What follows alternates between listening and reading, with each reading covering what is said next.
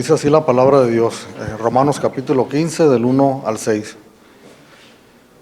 Así que los que somos fuertes debemos soportar las flaquezas de los débiles y no agradarnos a nosotros mismos.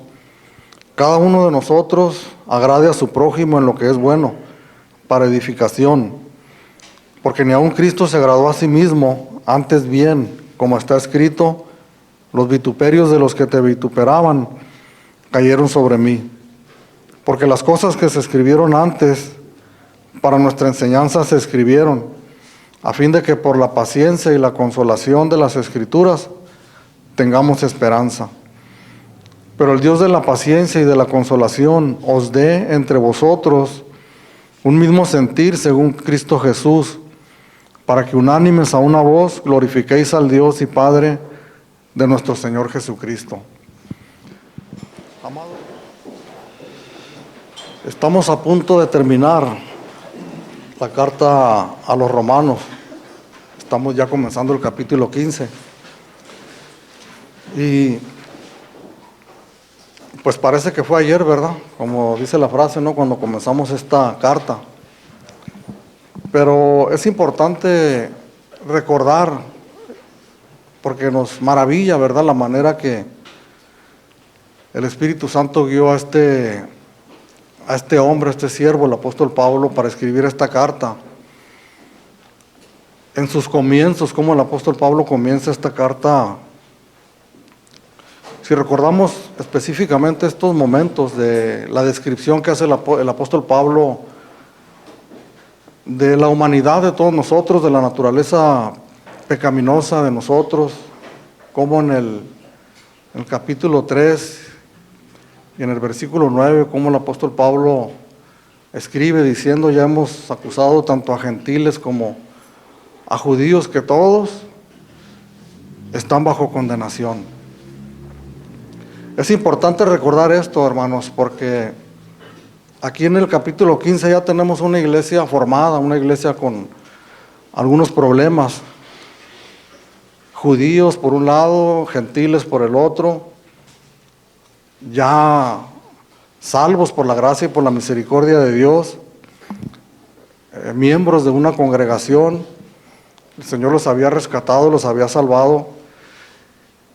Y el apóstol Pablo les está dando una instrucción bien específica, que comenzamos aquí en el versículo 14, pero es importante recordar quiénes eran estas personas, en el sentido de dónde venían. Venían de una vida miserable, de una vida de pecado, de perdición. Y es importante recordarlo porque es una instrucción para la iglesia y es importante que recordemos nosotros igualmente eso. Que estamos aquí en la iglesia, que estamos congregados, que tenemos el privilegio de poder entonar alabanzas, de pasar unos tiempos agradables aquí en medio de la congregación. Y que seguramente como la iglesia de Roma, pues nadie está exento de que haya algunos problemas, que nosotros mismos pasemos por situaciones diferentes y que ocupamos nosotros ser instruidos en la palabra de Dios, pero siempre es bueno. Hay unos que dicen que no debemos voltear para atrás ni siquiera dicen, ¿verdad?, para agarrar viada. Pero yo creo que sí es bueno voltear para atrás en el sentido de recordar quiénes éramos nosotros, de dónde nos sacó el Señor, pero estar conscientes de que esa naturaleza todavía se mueve en nosotros, que estamos en medio de una gran obra, que Dios está haciendo una gran obra en nosotros, en nuestras vidas. Pero si podemos decirlo en una frase, tal vez para algunos se les haría muy dramática, ¿no? O algunos tal vez dirían alguna exageración, pero la palabra de Dios nos da el respaldo para poder decir esto, que ninguno de nosotros merecíamos absolutamente nada. En términos espirituales, en términos de nuestra relación con Dios, la palabra de Dios es bien clara que lo que nosotros merecíamos era la condenación eterna. Y que todos nosotros íbamos para allá caminando sin lugar a dudas, todos. sin excepción, a la condenación eterna. Hasta que un día en su infinita y gran misericordia, el Señor Jesucristo se atravesó nuestro camino, detuvo, podemos decir, esa loca carrera hacia la perdición, hacia la muerte, y nos sacó de ahí. Cambió nuestras vidas de una manera dramática, de una manera poderosa. Todo aquel que se dice creyente, sin duda, esto es lo que ha sucedido en sus vidas. Y ahora estamos en medio de una congregación. Cada creyente en cualquier parte del mundo que ha sido rescatado por el Señor está en medio de una congregación. Y lo que tenemos aquí es la maquinaria, hermanos. Son las herramientas, son los instrumentos de Dios para seguir edificando a su iglesia. Hace una descripción terrible de la humanidad en los primeros capítulos, del 1 al 3, aquí de Romanos, pero aquí en este momento ya miramos que las cosas no son iguales que en los primeros capítulos. Hay una iglesia ya, en la que Dios ha estado obrando por el Espíritu Santo, por su palabra, pero todo por medio de instrumentos humanos, de personas que Dios utilizó para la edificación de su iglesia. Y aquí en este capítulo llevamos ya como 3 semanas hablando de este tema, que básicamente hemos dicho nosotros que es un tema de división en la iglesia, por lo menos un peligro serio de división en la iglesia. Y hablábamos también de una situación en que el apóstol Pablo, inspirado por Dios, llama, podemos decir de alguna manera, a la tolerancia. Y hablamos, tenemos que también recordar, porque es importante recordar que es una tolerancia específica a ciertas situaciones, a ciertas causas que estaban sucediendo aquí, que no es una tolerancia abierta, una manga ancha, una puerta abierta a la tolerancia a cualquier tipo de conductas o actitudes o pecados. Eso ya lo hemos hablado varias veces. Sino que era el llamado a la unidad, específicamente aquí en este capítulo 14, que llama a 2 grupos con una visión diferente de la vida cristiana, en temas secundarios, dijimos, pero que estaban ocasionando problemas, y los llama a la unidad. Y vemos también cómo el apóstol Pablo a ambos grupos los exhorta, específicamente a cada uno de ellos en lo que ellos tienen que hacer. Y habla de la responsabilidad que cada uno de esos grupos tiene para poder alcanzar esa unidad.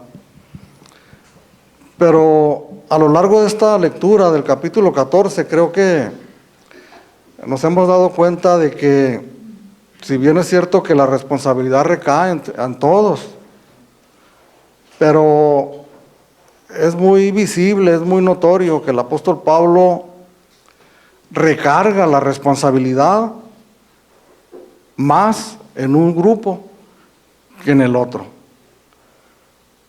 Y este grupo en el que recarga la mayor responsabilidad es en el grupo de los llamados fuertes en la fe.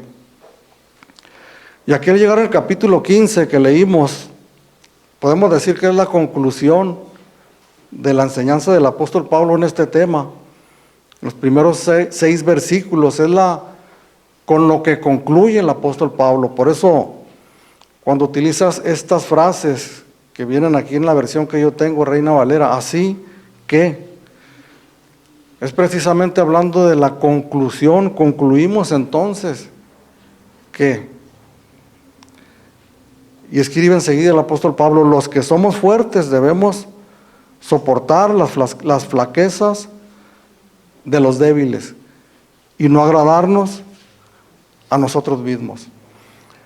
Aquí miramos cómo el apóstol Pablo explícitamente habla de la gran responsabilidad que tiene ese grupo de hermanos llamados fuertes en la fe. Y vemos cómo el mismo apóstol Pablo se incluye entre ellos, porque dice los que somos fuertes. En conclusión, hermanos, todo lo que he estado diciendo, llegamos a la conclusión que los que somos fuertes tenemos el deber, tenemos la obligación, tenemos el gran compromiso de soportar las flaquezas de los débiles. Por eso al hablar de tolerancia, en el capítulo 14, les decía que mirábamos nosotros, sin estar escrita esa palabra, la mirábamos implícita, esa actitud en que el apóstol Pablo llamaba a la iglesia. Sin embargo, aquí el apóstol da un paso más adelante y ya no solamente habla de tolerancia, sino que habla de un deber y de un compromiso. Debemos soportar. Esta palabra soportar significa literalmente llevar una carga. Y lo que el apóstol Pablo está hablando cuando dice que nosotros debemos de soportar las flaquezas de los débiles, está hablando literalmente que nosotros debemos ayudarles a ellos con sus cargas. El ser llamados fuertes espirituales, ¿qué es lo que significa? Que son los hermanos más visibles dentro de la iglesia por ciertas circunstancias o razones, que tal vez nos damos a notar por alguna otra circunstancia. ¿O cuáles serán esos hermanos fuertes en la fe? Recordemos de lo que está hablando el apóstol Pablo, que los débiles en la fe tenían prejuicios, tenían situaciones en las que ellos se sentían incómodos, venían de un judaísmo que los cargaba de tradiciones, de mandamientos.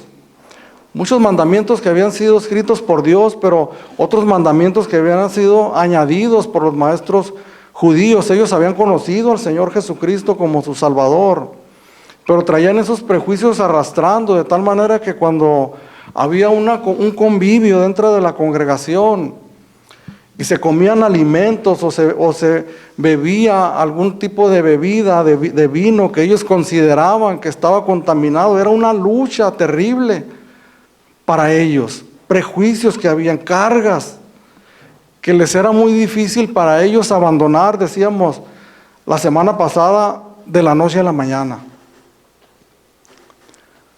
Débiles espiritualmente. Seguramente, hermanos, una situación pasajera en sus vidas. Una situación que seguramente iba a pasar en algún tiempo de sus vidas, pero en ese momento estaban en esa situación. Debemos de no quitar la mirada en esto, hermanos, que estos judíos, sin duda, judíos cristianos, eran débiles en la fe, como lo menciona la palabra de Dios, eran cristianos, que se habían convertido verdaderamente al Señor y que estaban en un proceso de crecimiento. Probablemente algunos duraban mucho en esa situación, en esa circunstancia, pero el Señor estaba obrando sin duda alguna en ellos. Si no, decíamos también, el apóstol Pablo diría otra cosa en este capítulo, pero lo que no diría es un llamado a la tolerancia y a llevar las cargas que estaban llevando ellos. Entonces los fuertes en la fe eran aquellos que habían obtenido por la gracia y la misericordia de Dios esa libertad ante aquellas cosas que ellos miraban, que hacían los judíos. Ellos tenían la fe para poder vivir sin esas cargas. Tenían el margen en su vida espiritual, tenían todas las maneras para ellos poder dedicarse a llevar las cargas de sus hermanos. Porque no tenían esos prejuicios, porque habían alcanzado la libertad, porque no se detenían en cosas secundarias, porque habían conocido al Señor verdaderamente, que les había abierto los ojos de una manera poderosa, que tal vez al principio tenían algunos prejuicios también de sus cosas que ellos practicaban en sus naciones gentiles, pero que en este momento ellos podían ser llamados como fuertes en la fe. Entonces, el apóstol Pablo le dice estas palabras: debemos soportar. Y esta frase sí tenemos nosotros que entender, que las palabras que utiliza el apóstol Pablo, de que nosotros tenemos el deber. Hablamos de que es una instrucción de la palabra de Dios, que hemos sido llamados a la libertad en este tipo de aspectos que no nos detienen nuestro crecimiento espiritual, pero no hemos sido llamados a la libertad para hacer lo que nosotros querramos. Que nosotros debemos estar bien conscientes, hermanos, junto con un servidor, que cuando estamos en la iglesia, en la exposición de la palabra de Dios, nosotros estamos ante demandas de Dios. No estamos delante de sugerencias o de consejos. Estamos delante de demandas, de mandamientos de parte de Dios para su iglesia. No estamos delante de demandas de un hombre, de un líder o de un pastor que con sus propias ideas o palabras se le ocurre decir ciertas o determinadas cuestiones. Estamos delante de la palabra de Dios, que nos demanda, específicamente a los que hemos alcanzado cierta madurez, a llevar las cargas de los débiles. Aunque la mayor responsabilidad verdaderamente es así, como les digo, pero hay una necesidad, hermanos, también de que aquel que es débil en la fe pueda reconocer su estado actual en el que se encuentra y pueda reconocer la gran necesidad que tiene de ser ministrado, de ser enseñado, de ser ayudado por esas herramientas, por esa maquinaria que Dios está utilizando en su iglesia para el crecimiento de todos nosotros, que son hombres y mujeres que han alcanzado una madurez espiritual en sus vidas y que son una bendición, que debemos de ser una bendición para la iglesia. Pero que es importante que reconozcamos todos en nuestro debido momento, cuando estábamos dando los primeros pasos, aquellos que están dando los primeros pasos o que tienen algún tiempo dentro del cristianismo, pero que se identifican por medio de la palabra de Dios, que hay prejuicios, que hay situaciones que les estorban en su caminar con el Señor, sin duda alguna que necesitan, al igual que todos nosotros, de la instrucción de la iglesia, de hombres y de mujeres maduros en la fe. ¿Cómo sabemos nosotros si somos de los llamados fuertes espiritualmente, maduros espiritualmente? Estamos hablando que los débiles en la fe deben de reconocer su situación, su circunstancia, y eso lo van a llegar a entender por medio de la palabra de Dios, simplemente al tener un estudio diario, una lectura regular diaria de la palabra de Dios, y al nosotros confrontar nuestras vidas con lo que la palabra de Dios, pues simplemente reconocer las dificultades que tenemos nosotros para avanzar en medio de estas demandas de la palabra de Dios. Entonces decir, pues la verdad se me hace difícil, se me hacen cargas pesadas el que yo pueda hacer eso. Identificar que lo que continuamos nosotros haciendo deberíamos ya dejarlo, pero por el momento no podemos. Entonces necesito, cuando le decimos al Señor en oración, ayúdame, Señor, sin duda alguna que esa ayuda, sin duda alguna, va a venir de la iglesia. Pero no va a venir de la iglesia, perdóname, de Compuertas o de Flores Magón o de la Colonia Progar. Nuestra ayuda debe de venir de la iglesia en la que nosotros nos estamos congregando. Si nos preciamos de que Dios está obrando entre nosotros, en nuestra iglesia, nuestra ayuda tiene que surgir de la iglesia. Hermano, dice la palabra de Dios que nuestro socorro viene de Jehová, que hizo los cielos y la tierra. Pero eso es ignorar, ¿verdad? Todo lo que la palabra de Dios nos dice y lo que estamos estudiando. En el libro número 3 de Descubriendo acerca de la iglesia, lo estamos comprendiendo. Que Dios se está moviendo en este mundo a través de la iglesia. ¿Cómo sabemos nosotros entonces que hemos alcanzado una madurez espiritual, una fortaleza espiritual? Y recordemos que esto no significa alcanzar la perfección, alcanzar una santidad mística, ¿no? Una aureola alrededor de nosotros. Esa naturaleza pecaminosa nos va a perseguir, hermanos, todos los días de nuestra vida. Lo que va a suceder es que cada vez va a ser más débil su influencia sobre los creyentes. Pero lo que sí alcanzamos es una madurez, un crecimiento espiritual donde tenemos la libertad para ir caminando en la vida cristiana y al mismo tiempo el margen para poder ayudar a otros, para poder sobrellevar las cargas de los otros. Nosotros entendemos que hemos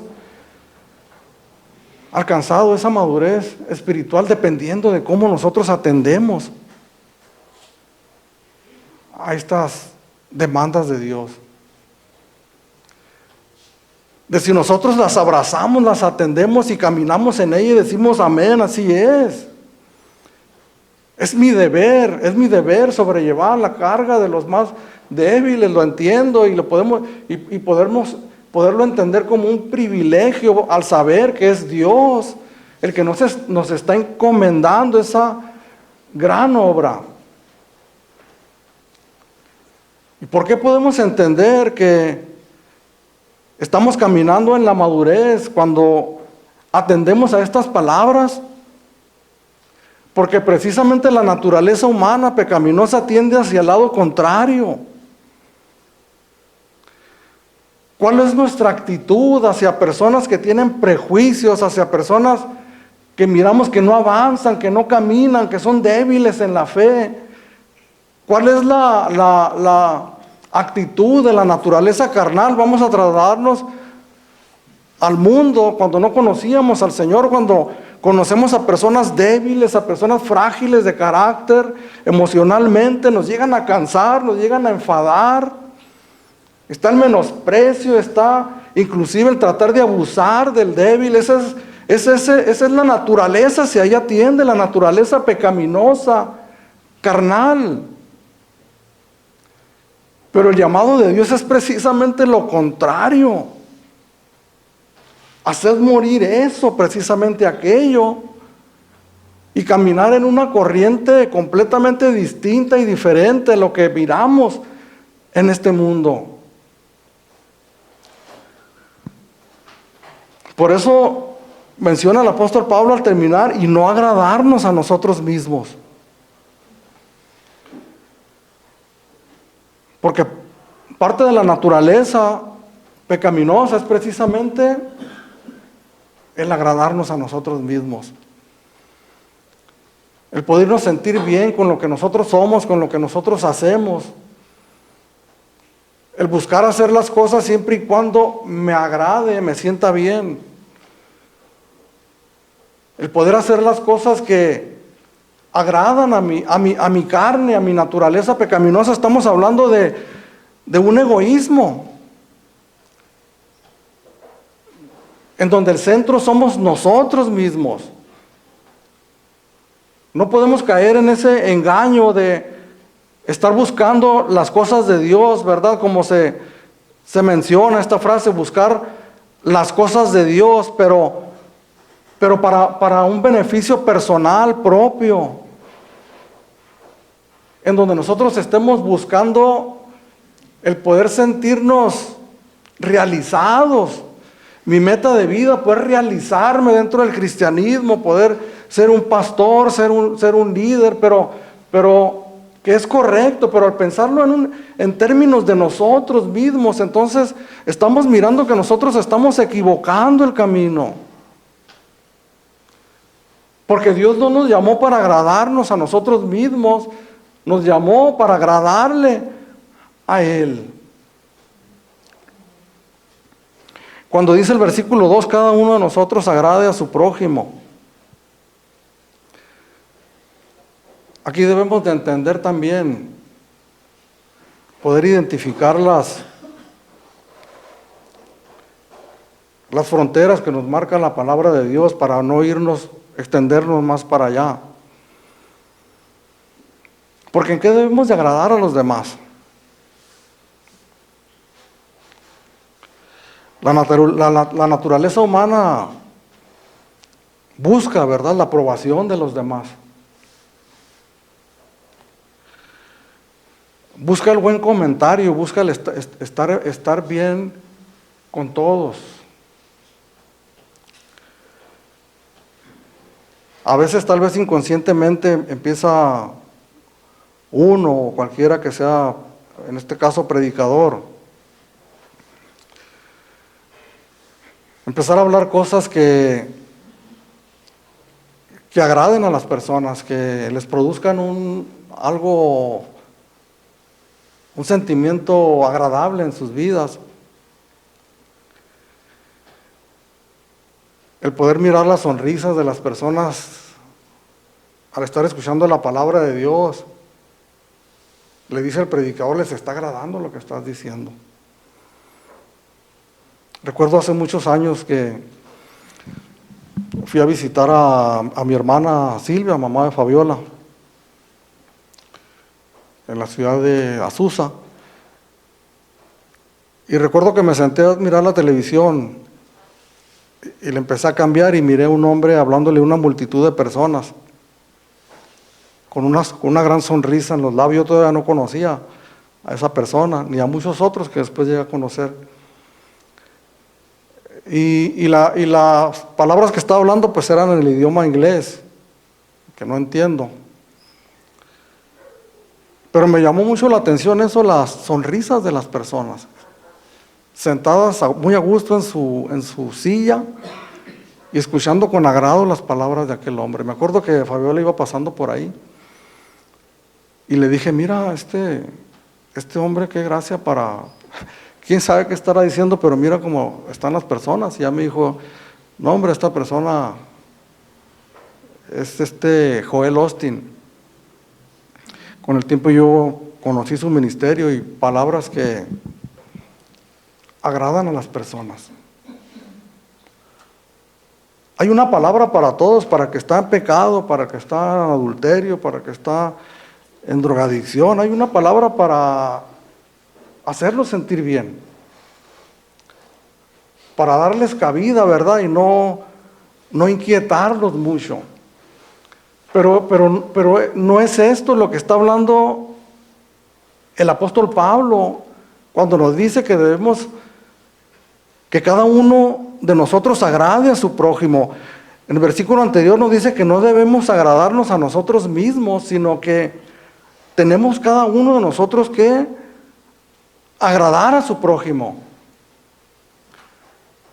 Pero si nos vamos a Gálatas, a la carta de los Gálatas, es una carta que el apóstol Pablo escribió, en donde había una situación similar, en donde había judíos, cristianos, vamos a decir entre comillas, que se habían convertido al evangelio, judaizantes les llama la palabra de Dios, la escritura, en donde aparentemente ellos habían recibido el evangelio y andaban en las iglesias, y el apóstol Pablo lo menciona ahí, predicando un evangelio diferente. Y es una carta muy dura, si usted la ha leído. Ni siquiera la introducción utiliza palabras que les puedan sonar bonitas a estas personas, porque no era el compromiso del apóstol Pablo en ese momento agradarles a esas personas. Y dice en el capítulo 1, versículo 10, después de hablar unas palabras duras, que así continuó en ese tono en toda la carta, pues, ¿busco ahora el favor de los hombres o el de Dios? ¿O trato de agradar a los hombres? Pues si todavía agradara a los hombres, no sería siervo de Cristo. Es importante hacer estas demarcaciones, hermanos, estos límites, estas fronteras. Porque para empezar, la palabra de Dios, el Evangelio, para el hombre pecador no es agradable. En el capítulo 6 de Juan, del Evangelio de Juan, el Señor Jesucristo hablando del Evangelio y utilizando figuras ahí, ilustraciones, diciendo: el que no come mi carne ni bebe mi sangre no tiene parte en el reino de los cielos. Una enseñanza que les pareció muy dura a quienes ahí en la Escritura el apóstol Juan llama como discípulos, que se sintieron heridos, se sintieron confrontados por el Evangelio, y ellos lo que hicieron es que dieron la espalda al Señor y se retiraron, ofendidos por lo que el Evangelio les había hablado. Al leer textos como estos tenemos que hacer esta aclaración, hermanos, porque podemos tomar un texto de la Escritura y podemos nosotros hacer una falsa, equivocada, errónea enseñanza de ello. Si nosotros miramos el ministerio de nuestro Señor Jesucristo, nos damos cuenta que el Señor no vino a quedar bien con nadie. Nosotros como seres humanos nos preocupamos, ¿verdad? Porque la iglesia no está totalmente sus sillas ocupadas. Quisiéramos que viniera más gente, nos preocupamos por los números. Pero en este pasaje que les comento de Juan capítulo 6, cuando los discípulos le dijeron al Señor: Señor, son muy duras tus palabras, pues si ustedes se quieren ir también, adelante. El Señor Jesucristo no estaba ahí para hacer números, para amontonar, perdón la expresión, personas en un lugar. El Señor Jesucristo vino a buscar y a salvar lo que se había perdido. Y de un inicio, al predicarles el Evangelio, el hombre carnal, la naturaleza pecaminosa, se ofende al ser llamado un pecador. Entonces, ¿en qué sentido el apóstol Pablo escribe aquí? Primeramente en el verso 1, que ya no debemos nosotros agradarnos a nosotros mismos, sino que cada uno de nosotros agrade a su prójimo y aclara en lo que es bueno para edificación. Mientras estudiaba este pasaje, meditaba yo en nuestro tiempo actual, muchas cosas que muchos cristianos tienen prejuicios y batallan con algunas cosas donde no tienen la libertad para caminar en el camino del Señor con libertad. Y recordaba yo que hay muchos creyentes que tienen problemas parece algo ridículo, perdónenme la palabra, pero algunos cristianos tienen problemas para tomar Coca-Cola. Sería bueno no tomar mucha Coca-Cola porque tiene mucha azúcar y muchos químicos. Por cuestiones de salud sería bueno no tomar Coca-Cola. Pero la razón por la que no toman Coca-Cola muchos cristianos es porque dicen ellos que literalmente es del diablo. Entonces, si nosotros no tenemos esos prejuicios y se nos hace hasta algo ridículo y llegamos nosotros a tener una confraternidad con ese tipo de creyentes genuinos que están batallando con eso porque lo escucharon, porque se lo enseñaron desde un principio y han batallado para quitarse eso. Entonces, sentados a la mesa, ponen una de 2 kilos, dicen algunos, ¿no? Los que les gusta, una de 2 litros ahí, Coca-Cola. Nosotros sabemos que aquellas personas tienen prejuicios, pero en ese mal entendimiento, en esa soberbia todavía aún que no hemos entendido, decimos: yo tengo el derecho porque tengo la libertad, y defendemos nuestras libertades y nuestros derechos. Yo no tengo por qué autolimitarme por estas personas. Pero entonces yo me estoy agradando a mí mismo, estoy defendiendo mis derechos, estoy defendiendo mis libertades y no estoy teniendo consideración de mis hermanos, no estoy teniendo empatía con ellos, con lo que están sintiendo, que por dentro se están teniendo una lucha muy tremenda al mirar aquella soda, Coca-Cola en la mesa. Entonces nosotros decidimos agradarnos a nosotros mismos y tomar un vaso y bebérnoslas a sabiendas de que a aquellas personas les molesta en gran manera. Pero entonces nosotros somos ministrados, somos enseñados por la palabra de Dios, que el Señor nos llama a no agradarnos más a nosotros mismos. Entonces yo decido no tomar de aquellas sodas, porque ya no me quiero agradar yo, sino que quiero agradar a mis hermanos. Porque quiero producir en ellos un sentido de compañerismo verdadero, genuino, en amor. Y porque quiero ser ese instrumento para un día que salga de esa situación. El agradarnos a nosotros mismos es una circunstancia de cada ser humano que si nos descuidamos nos puede avasallar, puede tomar el control de nuestras vidas. Al principio, al estar orando, yo mencionaba que el Señor nos dé ese entendimiento de estar cada vez más conscientes de su presencia, de su naturaleza, de realmente cuál es nuestro papel como cristianos, como creyentes en este mundo, cuál es nuestro deber como cristianos. Porque hay una enseñanza muy clara, hermanos, por toda la Escritura, desde el Antiguo Testamento hasta el Nuevo Testamento, que nos llama a una vida de autonegación, de despojo, de no vivir para cumplir nuestros propósitos, nuestras metas o nuestros sueños. Esta gran enseñanza, hermanos, se diferencia de todas las que hay en este mundo por una razón muy poderosa.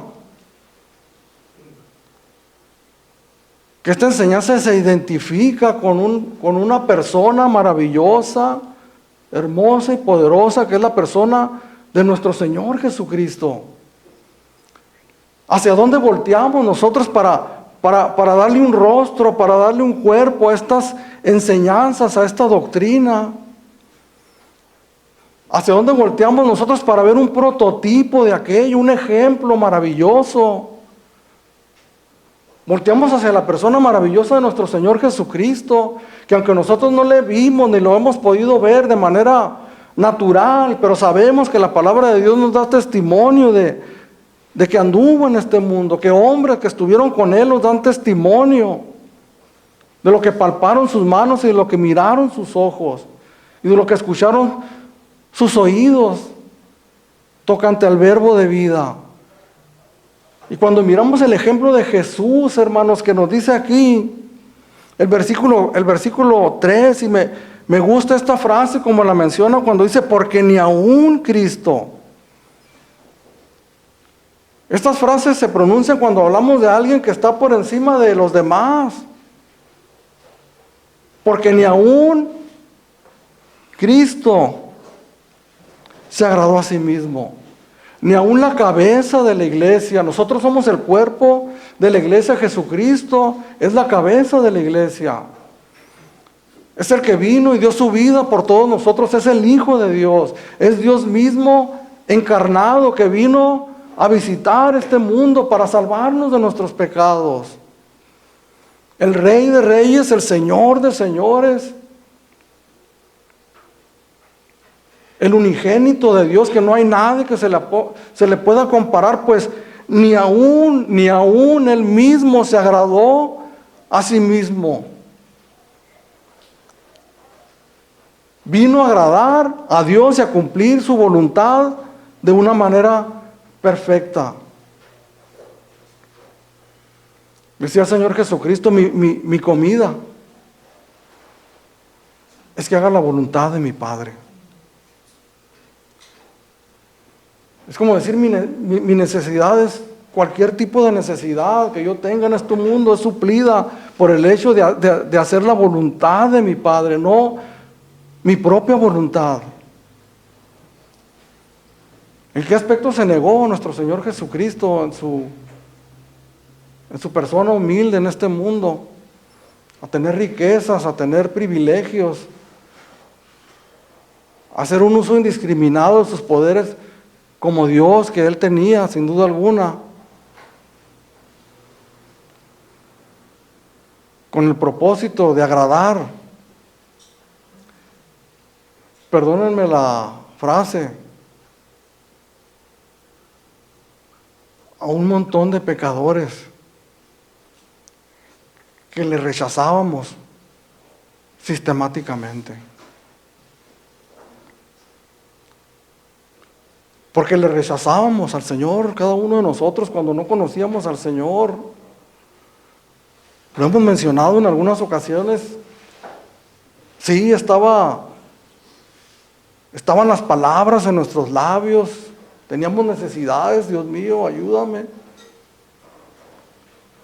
Inclusive dábamos gracias a Dios por algunos bienes que recibíamos, gracias a Dios, pero nuestro caminar decía todo lo contrario.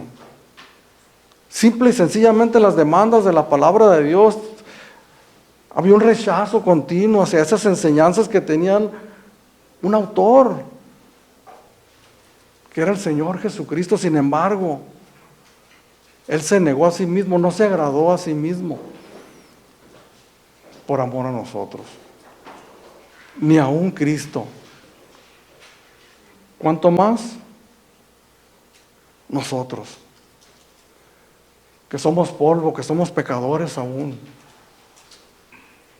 ¿Cuánto más nosotros no deberíamos de seguir el ejemplo de nuestro Señor Jesucristo?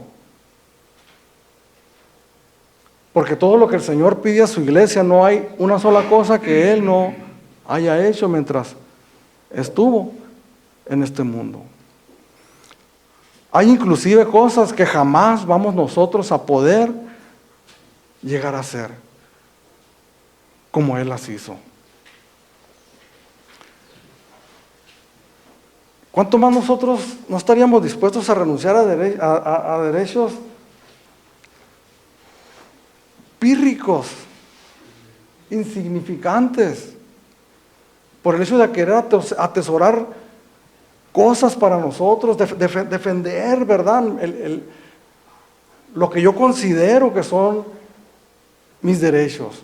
Este hombre, el apóstol Pablo, escribió la mayoría de las cartas del Nuevo Testamento, 13 cartas. Hay frases que quedan ahí grabadas en nuestra mente, aún sin haberlas leído, las escuchamos. Gálatas 2:20, ya no vivo yo, mas Cristo vive en mí. Con Cristo estoy juntamente crucificado, ya no vivo yo, mas Cristo vive en mí. Lo que ahora vivo en la carne, lo vivo por la fe en el Hijo de Dios que me amó y dio su vida por mí. Hombres que no peleaban absolutamente nada para sí mismos. Trabajaban y era para los demás, para continuar con el ministerio y para darle a los demás. Entregaban sus vidas completamente hasta la muerte en el servicio para la iglesia, porque tenían presente, tenían latente el ejemplo de este maravilloso hombre, Jesucristo, el Hijo de Dios. En realidad, hermanos, nosotros, el apóstol Pedro escribió en su primera carta, capítulo 2, para esto nosotros fuimos llamados, para que sigamos sus pisadas.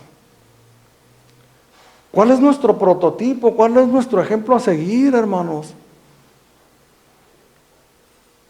Somos la iglesia, Jesucristo es la cabeza, es un ser verdadero, un ser real. A Él servimos, por Él nos congregamos, por Él estamos aquí. Él nos demanda estas palabras, estos mandamientos que son para nosotros. El apóstol Pablo utiliza una escritura en este versículo 3 que está en el Salmo 69, versículo 9. Cuando dice, porque aún Cristo se agradó a sí mismo, antes bien, como está escrito, los vituperios de los que te vituperaron cayeron sobre mí, las ofensas, los insultos de aquellos que insultaban a Dios cayeron sobre mí. Estas palabras las escribió literalmente el salmista David, el rey David, y él hablando de las ofensas que las naciones que le rodeaban hacían en contra de Dios, el Dios de Israel. Como siendo él el rey de Israel, esas ofensas recaían sobre él. Pero este salmo es un salmo considerado como un salmo mesiánico, como un salmo profético, en donde profetiza el sufrimiento de nuestro Señor Jesucristo. Las ofensas, las blasfemias, los insultos en contra de Dios cayeron sobre Jesús. Porque a Dios nadie le ha visto jamás. El unigénito, Hijo de Dios, que está en el seno del Padre, Él le ha dado a conocer. Al venir el Señor Jesucristo y personificar a la deidad, a Dios, el Padre no fue recibido con algarabía, con gozo, con contentamiento. Cuando Él dio a conocer al Padre, lo que recibió fue el rechazo, el vituperio, la ofensa, el odio, el aborrecimiento de este mundo. Esa es la verdad. Recordemos que vino a un mundo religioso, a un mundo judío. Fueron los judíos que proclamaban el nombre de Dios, que invocaban el nombre de Jehová, de Yahvé. Ellos fueron los que vituperaron, los que insultaron el nombre de Dios en la persona de nuestro Señor Jesucristo. Porque algo que debemos de entender, hermanos, es que este mundo, sin excepción, aborrece a Dios. Antes bien, como está escrito, los vituperios de los que te vituperaron cayeron sobre mí. ¿Y por qué utiliza el apóstol Pablo un texto en el Antiguo Testamento, habiendo tanto material en el Nuevo Testamento de las experiencias, de las vivencias de nuestro Señor Jesucristo para mencionar? Sin duda alguna, el apóstol Pablo nos presenta que toda la Escritura es inspirada por Dios. Y al hablar de toda la Escritura, hablamos desde el Antiguo Testamento hasta el Nuevo Testamento. La palabra de Dios, hermanos, es nuestro consuelo. Es la que nos da ánimos para continuar adelante. Hoy por la mañana, hice un pequeño espacio, un pequeño paréntesis y miré una cápsula del pastor Sujei Michelén. Y hacía una pregunta a él. ¿Qué pasa si dejamos la Escritura? Y comenzó él mismo a responder la pregunta. Y dice, si nosotros dejamos la Escritura, perdemos de vista a Cristo.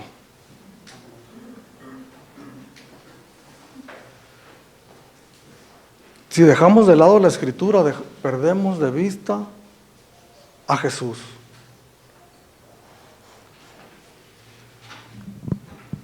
Cuando nosotros dejamos la Escritura, cuando nosotros dejamos la meditación en la palabra de Dios, las cargas de este mundo se vuelven más difíciles. Los problemas, las tensiones de este mundo se vuelven cada vez más insoportables. En este capítulo 6 de Juan, que les mencionaba hace unos momentos, cuando le dice el Señor, si ustedes quieren irse, váyanse también. Y el apóstol Pedro, esas palabras hermosas, maravillosas, Señor, ¿a quién iremos? Si solamente tú tienes palabras de vida eterna.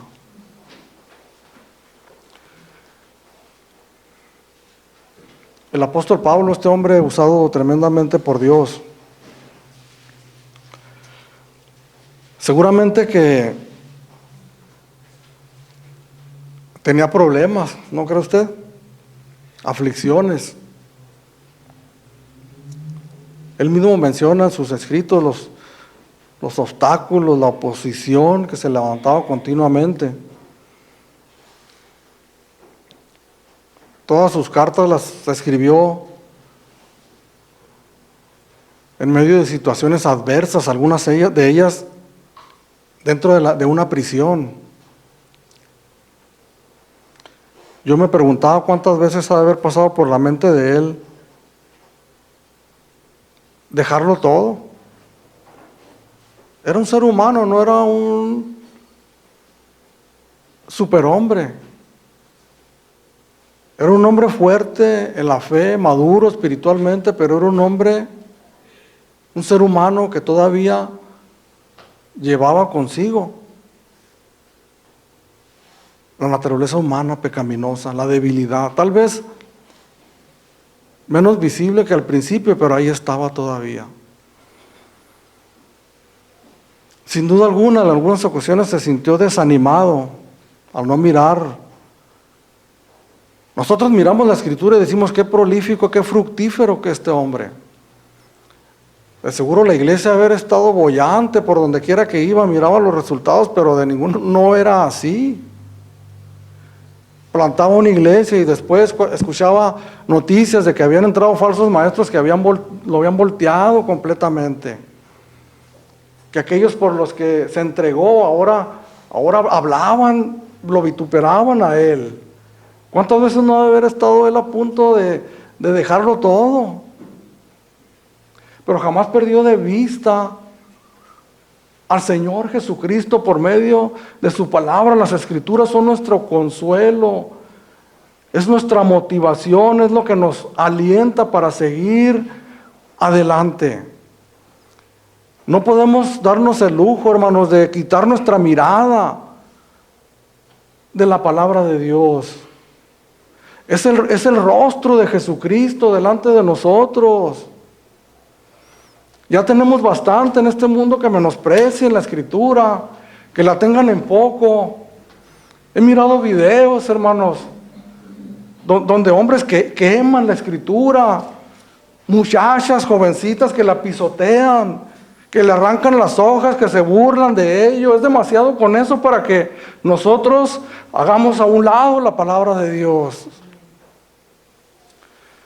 Por eso les comentaba en un principio, tenemos que voltear a nuestro pasado, nuestras raíces. Cuando miramos el Antiguo Testamento, miramos al Señor cómo describe al pueblo de Israel, cómo la encontró describiéndolo con una mujer ultrajada en sangre, sucia, cómo la levantó, la limpió, personificando al pueblo de Dios, a la nación de Israel. Y como una vez levantada se volvió una vez más. Y esas son las palabras que utiliza la Escritura a prostituirse con otros dioses.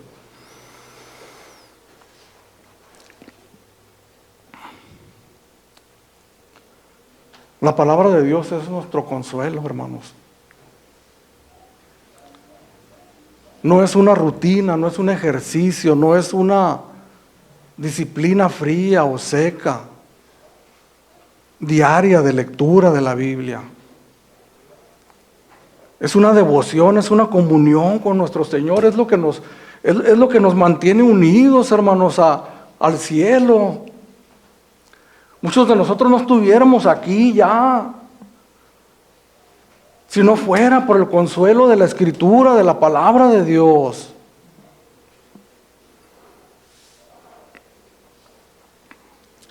Estoy convencido de que la iglesia no es lo que debiera de ser en términos generales.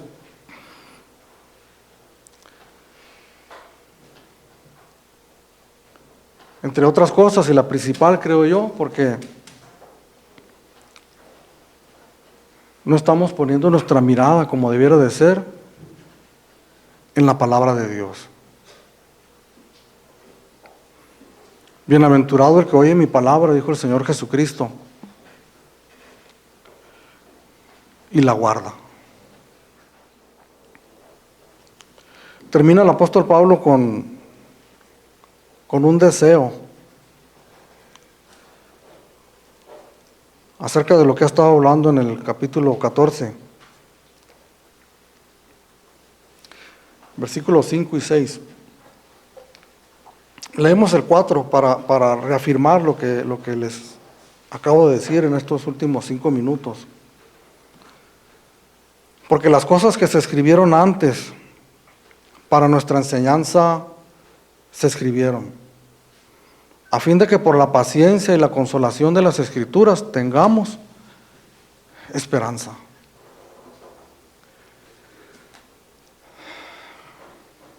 La única razón por la que seguimos adelante es porque tenemos una gran esperanza. Y la base de nuestra esperanza, sólida, firme, inamovible, que nos mantiene fijos en la mirada en esa esperanza, que no está aquí, hermanos, que está en el cielo. Esa roca firme, ese fundamento es la palabra de Dios. Y termina el apóstol Pablo con el deseo que Dios había puesto en su corazón, que definitivamente es el deseo de Dios para la iglesia. Pero el Dios de la paciencia y de la consolación os dé entre vosotros un mismo sentir, según Cristo Jesús, para que unánimes a una voz glorifiquéis al Dios y Padre de nuestro Señor Jesucristo. Todo viene a redundar, a final de cuentas, en la gloria, en la honra, en la gloria de nuestro gran Dios y Salvador Jesucristo. Nuestra mejor adoración, nuestra mejor alabanza, nuestra mejor devoción hacia Dios sería tal vez sin palabras, aunque son necesarias, sino con nuestras actitudes y nuestra obediencia, nuestro sometimiento a lo que Dios nos pide en su palabra.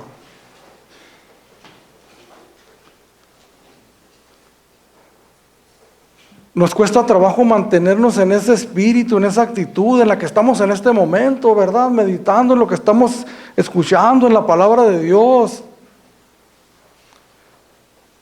Pero una vez terminado el sermón, nos cuesta trabajo mantenernos ahí en la meditación de lo escuchado, de lo leído, de lo aprendido, en una disposición a la obediencia, a lo que Dios dice en su palabra. A eso somos llamados todos nosotros, a la obediencia a la palabra de Dios. Literalmente, hermanos, no tenemos a dónde ir como cristianos. Un cristiano genuino que llega a volver sobre sus pasos y se aleja del Señor tarde o temprano, se da cuenta que no tiene a dónde ir. Tenemos un camino marcado, bien claro en la palabra de Dios, hermoso, maravilloso.